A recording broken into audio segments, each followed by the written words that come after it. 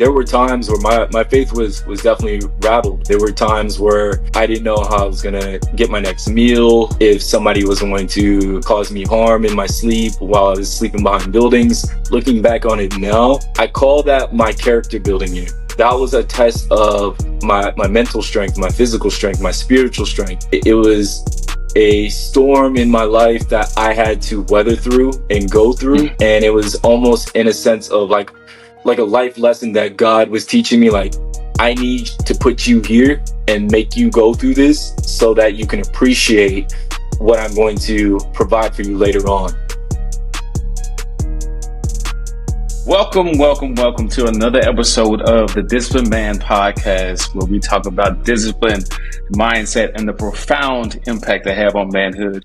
We know manhood doesn't look the same for everyone, and real strength lies in authenticity and personal truth. So join us for another enriching conversation about how real men think, how we feel, and how we navigate the complexities of modern masculinity. Now, we have a treat for you today. It's going to be a fun conversation, I think. There's a special guest, special story. This guy is a self-proclaimed Alaskan cowboy, a creative director, truly one of the most creative people that I've ever come across in my journey, in my short 34-year journey here. Also, entrepreneur, works with a ton of different brands. Mr. Thursday Boots himself. Jai, welcome to the show, bro. Thank you. I appreciate that, man. That Thursday Boots one got me.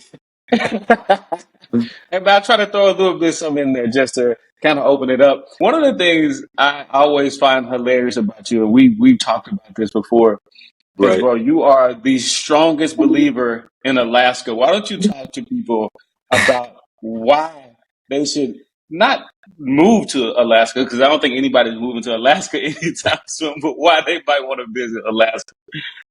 Honestly, Alaska is one of those majestic places. You get the best of both worlds. It's like, if you want the city life, you got the city life on a much smaller scale compared to like LA or Atlanta.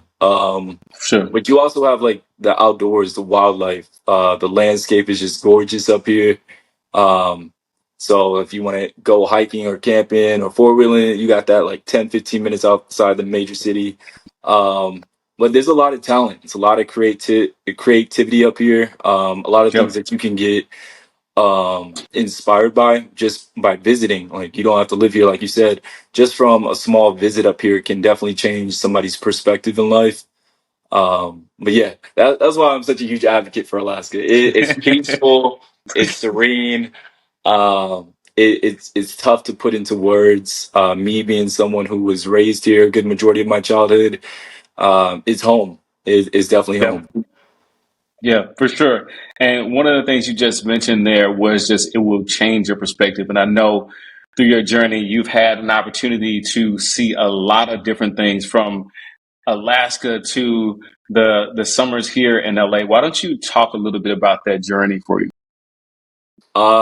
It's different. So Alaska, especially Anchorage specifically, it's one of our largest cities, but it gives you a small town feel. So everyone knows everyone. Um, Best way to put it, we're like the West Coast version of New York. In terms of like a melting pot. So we got a large group of Latinos, Asians, Polynesians, Blacks, Whites, Alaska Natives, of course. One thing I will say in comparison to, my journey with my career field is that Alaska doesn't necessarily prep you for what's to come, what's out there in the rest of the states and cities. LA being my first major city that I tried to tackle at such a young age. We're not used to the glamorous lifestyle, the Lamborghinis, the yachts, or just your everyday running into a celebrity at a gas station. Like, that just doesn't happen up here. So I will say it was definitely a culture shock. Do I prefer that lifestyle versus Alaska? Absolutely not. It's like, when I'm here, it's peaceful, it's tranquil, and it doesn't put pressure on you to, in a sense, be something that you're not. Alaska provides that level authenticity that you don't necessarily get in those major cities. You're not having to keep up with the image. Everyone loves you and supports you for who you are, and the local support here is phenomenal. I will say that, like, if you got friends, family members, shoot, your local church goer that you go to church with, they're gonna show you love 10 times and more. Versus Yeah. like those other cities, you kind of almost in a sense have to pay for that support or that love. So it's very transactional. I will say is the difference. Now y'all just got a pitch of Alaska, so this is your opportunity to visit. Yeah. I might know a person or two who's there, but at some point, I think I'll come to Alaska, with my brother. But it won't be anytime soon. I don't think. Highly recommend coming during the summer. That is For sure. that's probably the biggest thing. I know a lot of people aren't into the cold. Yep. So our winters are usually from October to mid-April, late April. But the summers here are gorgeous. 23 hours of daylight, anywhere between low 70s to low 90s. And it's so much to do, so much to explore. For sure, for sure. And Jai, one of the things I know about you that the audience doesn't is you have a pretty dynamic story. And that's one of the reasons why we talked about today Mhm. discussing how to embrace and learn from failure, which is, of course, our conversation. What makes telling that story about how to embrace failure, how to embrace and learn from failure, what makes telling this story important to you? To me, it's important because you never know who is going through a similar situation. Um, Mm-hmm. it doesn't matter what career field or what goal or dream that you may have. It's important to share your testimony with others because by you doing so, it may or may not unlock something hidden within somebody else. That untapped potential, um, that small wick to light their motivation to really go out there and pursue their passion, their dreams, their goals. Yeah.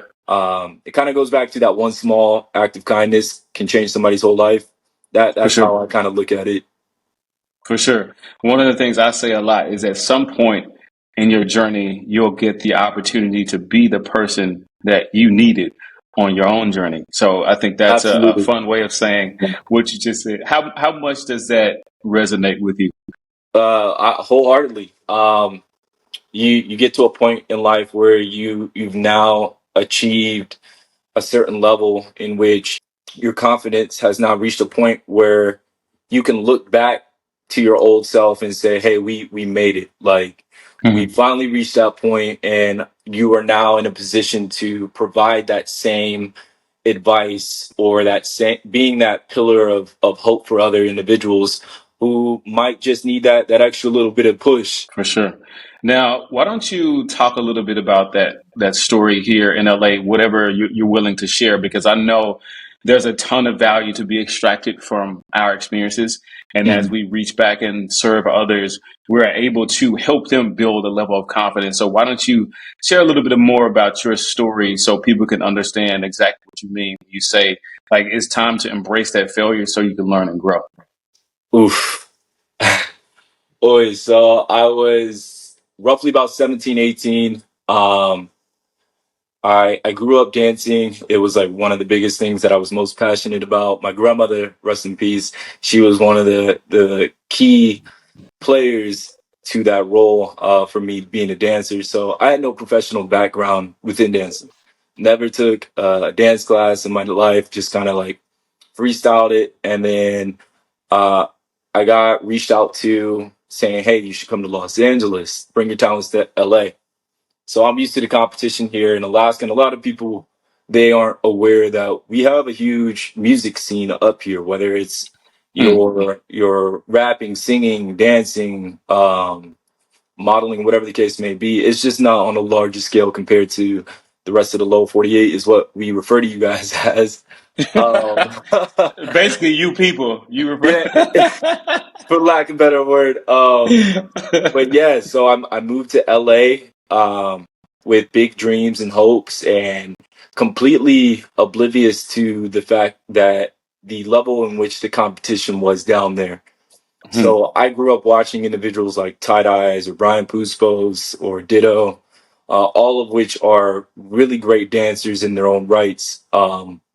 However, when I reached LA, these same individuals who I grew up watching or continue to watch during that period of time, they now became my baseline for competition. So to me, that's the equivalent of you jumping in the NBA league and your first game is against LeBron James. Like, welcome to the league type of deal. So Yeah. Yeah. it definitely shook me. It's one of those things that can rattle the cage. It'll make or break you under pressure. So I thought I was going to be a star overnight. So yeah, I got down there and I thought I was it. I was like, okay, I'm doing well in Alaska. I must be decent, if not better than the competition in LA. Yeah. Nope, that was not the case. I got to compete in what was called World of Dance. It's a huge dancing organization, so I got to compete in their finals competition, their freestyle competition in LA. My Mhm. first opponent was Tight Eyes himself, the creator of Wow. a dance style called Crump, for those Ooh. that don't know. And it was a reality check. I lost, of course. I lost, just nonetheless, but it was a learning lesson because for me, I've been blessed and fortunate enough not to have ever come across someone in the industry who's just been rude or a jerk. Luckily, everyone that I've worked with or met have been nothing but superb individuals, and so I'm thankful for that. Um, Mhm. so once I got to LA, did the competition and lost. I didn't realize how expensive LA was. So trying to find lodging or housing was extremely hard for me. I ended up on the streets. And I know some people have different definitions of being homeless. So for me, to put it in perspective, sleeping under highway passes, behind buildings, um, taking food from grocery stores or borrowing, as I'll say, just to eat. Um, and for anyone who's ever been to LA, I know they've seen the street performers, individuals who have their hats out or bucket Yeah. out, just to try to earn a quick couple dollars. I was one of those individuals. I did that for about 11 months, and I happened to be walking on Boulevard, and uh, these two individuals come and approach me. They're like, "Hey, we like your look." And for point of reference, I was wearing basketball shorts, a hoodie, and a Chicago Bulls hat, and some slides. So terrible look to begin with. Um, but they approached me and they were like, "Hey, we love your look. We want you to be a part of this skit." And me being a naive, young 18, 19-year-old, I'm like, okay, yeah. So they lead me down this alleyway, already a bit sketch. Right. We go through this back door. They're like, hey, we're going to introduce you to the talent. Knock on the door. It turns out to be Drake. And Drake had just released a song called Trophies like a few weeks prior before that. And so this is somewhat of like peak Drake, if not, he's approaching his peak level within his career. Yeah. Um, and so we got introduced and they broke down what was about to happen. We end up on the street. We do what is called fake Drake interviews for the Jimmy Kimmel Show. Out of all the people that participated in the skit, I was the only one invited to the show for the live airing of the skit. And then they invited me up onto, I guess you would call it like the platform where like the chairs and stuff are. And we took a photo. Drake asked me at the end of it, he was like, hey, like, so where are you from? Like, let me get to know you a little bit. So I told him I'm his neighbor. I jokingly say I'm your neighbor. I'm in Alaska. And he was like, no way. So he asked me what I was doing down in LA. I told him. And he set up my first casting audition. Wow. This was my very first professional like audition to be a dancer. I didn't get it, but the casting director ended up recommending me for a different project, and that was pretty much my whole start into the whole entertainment industry. you just spoke a lot to just the ups and downs about life in general and how we can oftentimes struggle into what it looks like for us to build on top of all of these lessons that we learned. And you just spoke to a lot of those lessons in what you just said, from tight eyes to Jimmy Kimmel to Drake. I know taking a nail, you learn a lot from a nail. But Oh yeah. what was what was the biggest lesson you feel like you learned? um to hold on to your faith, like truly Mm, believing yourself. I mean, I would be remiss if I didn't disclose. Like there were times where my faith was definitely rattled. It was definitely yeah. shaken. There were times where I didn't know how I was gonna get my next meal, or if somebody was going to try to cause me harm in my sleep while I was sleeping behind buildings. It Mm, was definitely a scary moment in period of my life. But what I will say, looking back on it now, 10, 11 years later, um, I call that my character building year. Like mm, that was a test of my mental strength, my physical strength, my spiritual strength. It was a storm in my life that I had to weather through and go through, mm, and it was almost in a sense of like a life lesson that God was teaching me. Like, I need to put you here and make you go through this so that you can appreciate what I'm going to provide for you later on. mm. And that's the lesson that I got out of it. Yeah. Now, one specific word you used there was rattled. Can you talk to me a little bit more about that? Because I mean, it's a lot to say, living on the bridge or sleeping behind buildings, but and of course, from that, anybody's faith, I believe, will be tested. But can you talk to me a little bit more about the rattled and like what was scary for you during that time period? No, absolutely. I would say I was rattled in a sense of my individual skill set, my Mm, me as a person. I felt like I wasn't enough. Maybe this wasn't meant to be. mm, I should pack my bags and go home. It, for lack of a better word, I just ultimately felt like a loser. yeah. I felt like I let everybody down who believed in me and was wishing me well wishes, off to LA. It definitely caused, almost in a sense of, I didn't know who I was anymore. Mm, I didn't know if this was the path that was chosen for me, if I should stick with it, or if I should just settle in life with my content, safe space at home here in Alaska. Um, yeah. so yeah, it definitely rattled me in that sense. And then it got to a point where I just started questioning my own beliefs. Yeah. Like God, are you even there? Are you listening to me? Are you looking out for me? Are you protecting me? Are you guiding me? I didn't know. Um, Yeah. and I continue to stick with it. I think what it was for me that kind of brought me back onto my path was, there was a lady I'll never forget in Starbucks over in Burbank, I think is what it's called. Mm, Um, yep. she randomly came up to me and was just like, just know that you're favored. And I was trying to pinch together quarters, dimes, and pennies to pay for a quick drink from Starbucks. She ended up paying for me. And after I had said thank you, she just said, just know that you're favored. And I don't Mm, know if she intentionally meant to say that, or if that's just something that she says to random individuals or every day, but it, for me, that like spoke volumes, and it was for me like a clear sign, like, hey, you're meant to be here, stick it out and weather the storm. And so I did that, and mm. then 11 months in, I ended up catching my big break for the Jimmy Kimmel Show. That's wild, and I believe anybody who goes through an experience like that, a very challenging experience, there's a lot that you'll question between faith, mindset. It could be present challenges even to your mental health and just Right. overall your beliefs. I don't think anybody can go through an experience like that and just everything be all sunshine and rainbows. Why don't you talk a little bit about like what piece of advice would you give to someone who might be going through an experience like that, who may experience something like that in their future? Honestly, I would sit there and tell them meditation and prayer are huge. Like Hmm.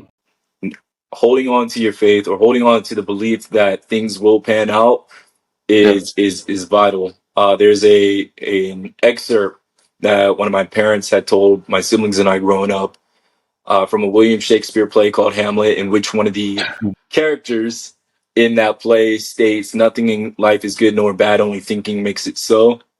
And that pretty much correlates to the law of attraction. What you think, how you speak, how you feel, what you do, your everyday to day routine has a huge impact on the ending result.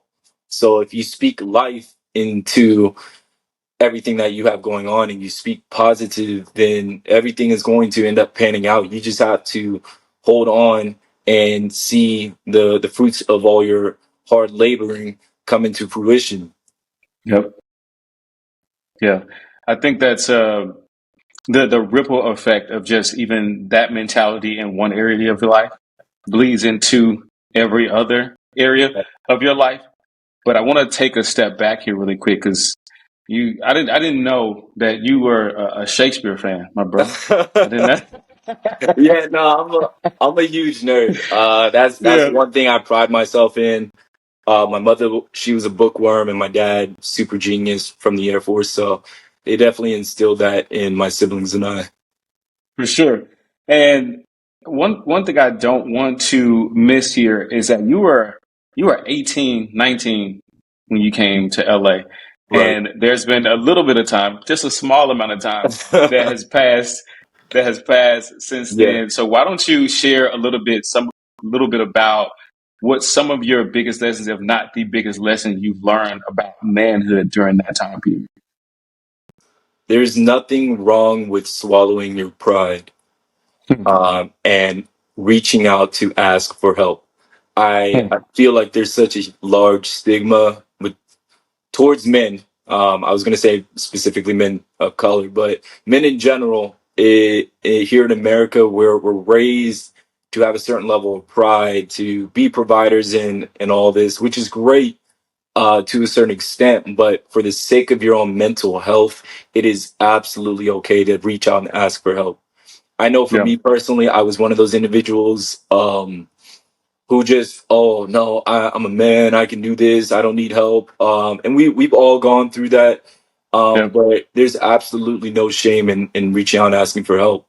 Time and yeah, time again, I've seen too many men who have suffered from depression or some other mental illness or suicidal tendencies simply yeah, because they've dug themselves into a hole, trying to maintain a certain image because they don't want to feel judged. They're scared of being criticized or crucified. And that's not the case. 9 times out of 10, it takes more courage to sit there and ask for help than to uphold an image and then it explode later on.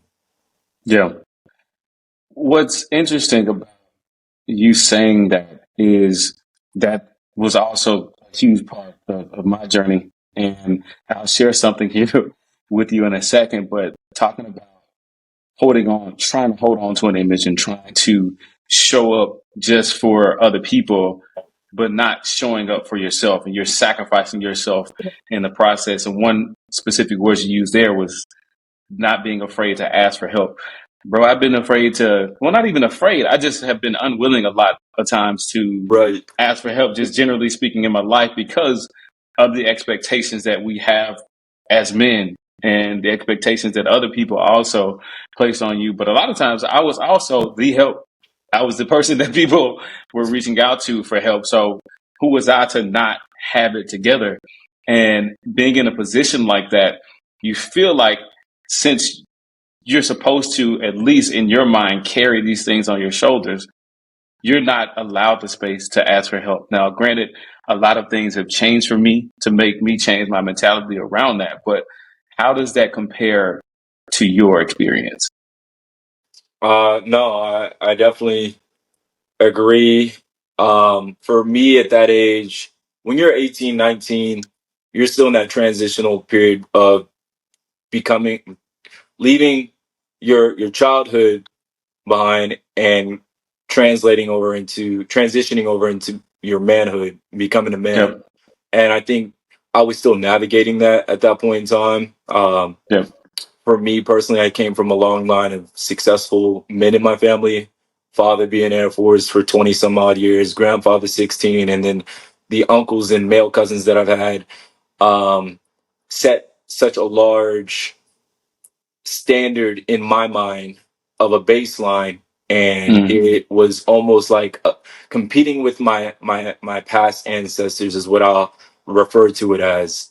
So Mm. to me at that age, I'm ticking off like, okay, I'm 18, 19 now, but my father had this and this when he was my age, or my grandfather had Right. this and this.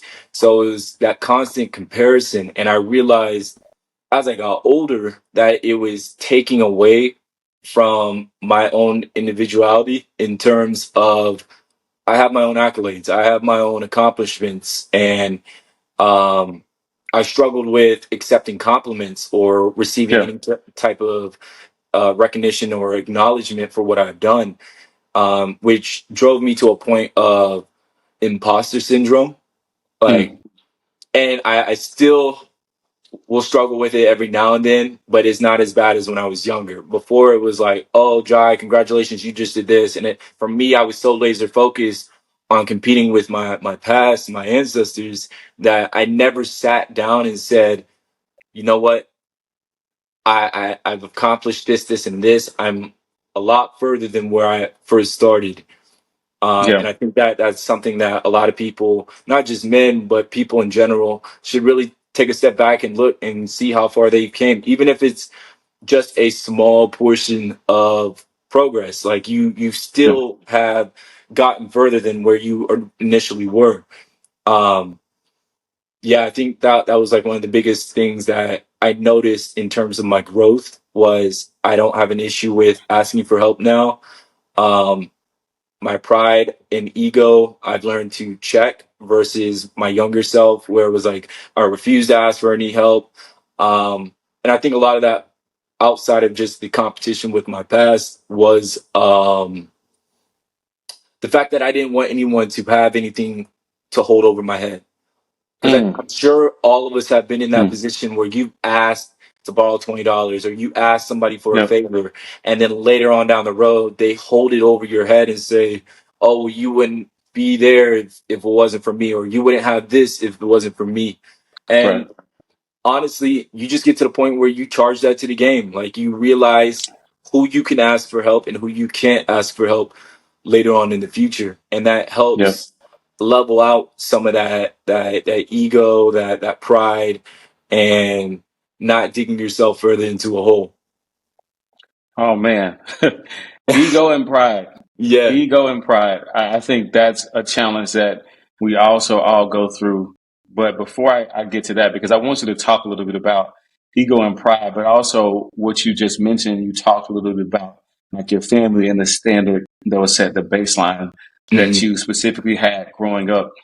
One of the speakers that I listened to, Dean Graziosi, he talks about creating a culture of progress versus a culture of comparison. How do you feel, or actually, what do you feel are the negative impacts of comparing yourself to other men or just other people, generally speaking? It takes away your joy in life. Hmm. My grandmother, uh, one of my biggest heroes in life. She was a very religious woman, so there is I believe it's a scripture, so don't don't get me if I'm wrong, but she used to tell us growing up, comparison is the thief of all joy. And Yeah. so when you sit there and you compare your life to others, someone who just bought a Ferrari or someone who just got their first house or someone who just got married or had kids, whatever the case may be, you have to understand that you don't realize what it took for that individual to get where they are now. You don't Right. you don't necessarily understand what is happening behind closed doors. Everyone goes through their own thing, especially in the day of social media. This Mm-hmm. era, everyone wants to present their best versions of themselves, which Right. is fine. I completely get it. I'm in that field, but at the same time, bringing in that level of transparency helps negate a lot of that. Like when you are Mm. genuine and authentic and you're transparent with what you've had to go through. And I'm not saying that everyone has to tell their whole life story, by Yep. no means. But being transparent to a certain degree helps diminish a lot of the comparison that we see in today's society nowadays. For Um, sure. so yeah, I think comparing yourself to other people is a waste of time, and it should not be given any form of attention whatsoever. And for anybody listening, one thing I will say, I've spent money comparing myself to people. I've lost money comparing myself to people.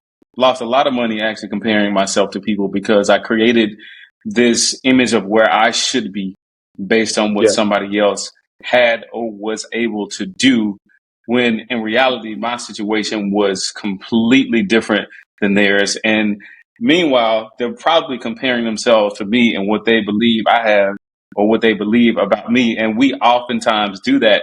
So to your point, Jack, comparison truly is a thief of all joy, because when I did all of those things, my life became very chaotic, because yeah, at the end of the day, especially if you're losing money, you're causing chaos.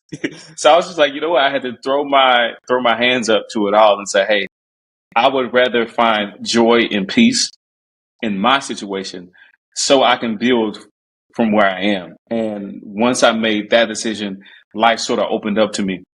But in saying all of that, there was ego and pride attached to a lot of those things too, because I feel like I should have this. If this person has this, I should have that. So what do you feel, at least in your mind, when you think about like ego and pride? Talk to me about some of the ways that has come into your life and the impact that that has had for you. uh, for me, I know I had to swallow my pride on numerous occasions to reach out and ask for help. In terms Hmm. of ego, I would say, when it came to business, or even with my own fitness journey, with the whole ego lifting. Like if I'm seeing someone squat 400 pounds and I'm trying to squat that same amount of weight just out of pure ego, and pride, then I'm going to essentially get hurt. And that's what For happens sure. in any area of our life when we're trying to put ourselves on the same pedestal that we've placed others. 9 times out of 10, you're the one who comes out as the casualty. Yeah. Um, in terms of ego, I remember when I first started getting in further depth for the entertainment industry, I got to a point where I was like, oh, I'm making money. I'm first red carpet appearance. And I remember I got to this one event and somebody sat there and looked at me and was like, who are you? Like I got on the red carpet and they're like, people were asking, taking photos. And then this one reporter, I'll never forget, he was like, well, like, who are you? And I was like, you don't know who I am? Like, blah, blah, blah, blah. So I'm having this back and forth with him. Um, and later that week, I had to sit there and like give myself a harsh reality check. Like, Jai, you've made it to a certain level, but you're not at the level that you think you are. And it's one thing to have confidence, it's another thing to be cocky and Mm. arrogant.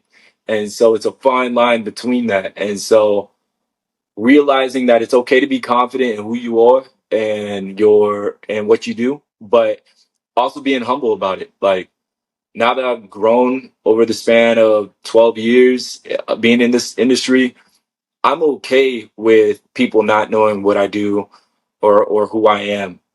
Yep. If you know who I am and what I do, great. If you don't, it's still great. Um, Yeah. I think even when we first met, I did disclose what I did, like until you asked me. Yep. Versus like my younger self, late teens, early 20s, I would have been like, oh man, I do this, this, and this. Like, you got to work with me. Come rock with your boy. But no, it's a certain a life. life and God has a way of humbling you in some of the most humorous ways, to be quite honest. And Sure. and so for me, it's like carrying yourself with dignity, integrity, and authenticity, and being humble with what you do Yeah. carries you to so many more blessings and opens up so many doors of opportunities. I can't tell you how many times I've had blessings fall into my lap simply because someone said, "Oh, you're looking for a creative director, or you're looking for a dancer. There's this cool dude named Jai, genuine sweetheart. Like, I'll put you in connect with them." And then I'll get a phone call and like, "Hey, yo, I just mentioned your name to this producer," or whoever the case may be. And that's without me having to ask for that support or that type of love. It just came Yeah. because there was no hidden motive. There was no hidden agenda. And Right. 9 times out of 10, you'll get a lot further in life doing that than if you're just moving, scheming, and snaking. Yeah. Mhm. Now, the conversation that you have to have with yourself on the back end of all of that, because it's one thing to say you're authentic, it's one Right. thing to be authentic, or it's Correct. another thing rather to be authentic. But I think the more transparent and honest we could be with ourselves, if we have a situation where we are being confident, or if we have a situation where we're being too cocky and we feel like people should know us, there's always going to be some point where somebody makes us become humble. As Yeah. Kendrick Lamar would say, be humble, Oh sit yeah. down. Absolutely. My grandmother used to say, actually my father too, there's always going to be someone who's bigger, badder, and better than you. And Yeah, so to remain humble, I know for a lot of people might be a struggle, but um, it shows the more human side of you. It shows the more yeah, transparent side of you. yeah. Um, by being honest with yourself and others, like, hey, like, I remember days where I was making syrup sandwiches, or I remember, Sure, for you know sure, what I mean? Like the for struggle sure. meals, or getting your first start, or going months without a haircut because you're trying to put that funds towards an investment that you know may or may not pan out, but you Yeah, wholeheartedly believe in it. It's things like that that um can ignite somebody else's light that they've just been waiting for. Like, oh man, Jai's going through the same thing, or he went through the same thing as me, or Tillman had to go through this. So if he did this, then I know I can make it out of the storm that I'm in. And so for it's sure. just sharing your testimonies are so vital, because you just never know. And you touched on sharing your testimony a little bit earlier, and the ability to essentially help light the path for some other people. So why is that so important to you? So I had an uncle. He had a quote that he lived by, which was, or a motto, each one teach one. So Mm, my goal, it doesn't matter if we're friends, family members, strangers. My goal at the first initial meeting is to leave you with such a profound, positive impact impression that it transforms you in some way or another. I don't care if mm, it's a quote, a scripture, me making you laugh, or just whatever activity that we're doing. I'm making sure that you are enjoying it to the fullest possibility that there is, so that when you leave feeling good and feel great, and you almost in a sense have a different perspective in life, and yeah, you end up paying that forward. That is the goal that I'm trying to do. So by providing that experience for anyone and everyone that comes in contact with me, my hope is that they now create that cycle of positivity and love versus hatred, negativity, and envy. Um, because for me, it's like I get more joy out of that. Like if yeah, I'm helping somebody have one of the best moments, a core moment in their life, and I know that that's going to stick with them forever, I'm okay with that. I don't have to yeah, be there was actually a motivational speaker that I had listened to years ago. He said, I don't mind being a motivational agriculturalist. I can sow the seeds, but I do not have to be there for when they bloom or when they Hmm. grow. And that one resonated with me because that's how I move. Like, I Yeah. don't have to benefit one way or another. Like, if you take the advice I give you or you take the quote that I give you, great. If you don't, it's still not going to affect me one way or the other. I don't have to be there for the to benefit me or it to be transactional. I'm just doing it Yeah. because that's just my mentality. Yeah. Powerful stuff, man. And what's so funny, you've been giving me a lot of quotes today, bro. You should have told me. You should have you should have told me you would come in heavy with the quotes. But I appreciate it. I think they will definitely resonate with the audience for sure. And just kind of thinking about the conversation thus far, everything that you dropped has been something that I feel like will resonate a lot with people, especially those of us who need to learn how to embrace and learn Right. from failure. So, with that, if there are men listening to this conversation right now and they're in a difficult situation, or even the women who are listening, what would be the one thing that you would tell them about failure that they need to embrace and learn from? Trust the process. The Yeah, progress is always going to be there. Not placing so much pressure on yourself, understanding that we're all human, we're all going to make mistakes. And it's what we learn from those mistakes that's going to propel each and every one of us further along to our yeah, goals. That would be like the biggest one that I would heavily uh, say that to give off to people. for sure, for sure. And before we close out here, one of my favorite questions to ask is Uh-oh. one of my favorite questions to ask is if you could define manhood in one word, what would it be? Integrity. Hmm. Why Integrity. integrity? I think it's important to move with a sense of genuine intentions, um, not to always try to get something out of anything and everything. Just being who you are. Honestly, as Yeah, cliche as it sounds, being yourself will will definitely get you further than putting up a facade. Like yeah, 100%. If someone else has already accomplished it, that means you can do it too. I If like it. if if Bill Gates accomplished this, or Elon Musk, or LeBron, any notable figures, if someone else has already done it, that's proof that you are able to reach any and every dream and goal that you have ever had. I love it. I love it, John. My bad with the You quote. gave My us a bad. lot today. You you're good, bro. I think the quotes actually help people because they'll Yeah. remember those quotes. Yeah, they got about 10 of them to pick from the conversation today. Well, why don't you close out by telling the people how they can find you, what you're working on, all of that.